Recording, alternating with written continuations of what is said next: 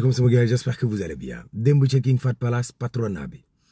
ñi yor entreprise yu mag yi ci réew mi ñoo fa dajaloo woon ak état bi doon waxtaan ngir lu ñoŋal nekkinu Sénégal ak koom-koomam tey ñaan état bi mu jàppale leen ca geneen wàll ga King Fahd Palace amoon na salon de l'industrie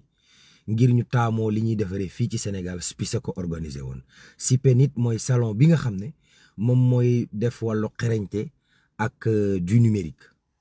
dajaloo woon nañ fa. état bi nag léeg-léeg mu raay léeg-léeg mu xët waaw Eiffage Marine l'impôt bàyyiwu leen de dan fay de ñu doon defar GTA bi Grand Tortue Ahmed l'impôt teggiwul benn yoon seen loxo ci ñoom waaw politique bi yëngu na nag Sénégal Guy Marius Sagna nee na man maa wax Sonko bul ñëw def assemblée nationale déclaration de politique générale Thierno Alassane Sall daal ne sukkandiku ci ab règlement intérieur pour bañ a ñëw def déclaration de politique générale du rupture. Bougane Gueye Dany daane déglu leen Sonko dafa amul projet amul programme bu mu yóbbu assemblée nationale moo tax demul def déclaration de politique générale Ousseynou Ly daal ne un hors-la-loi reste un hors-la-loi coow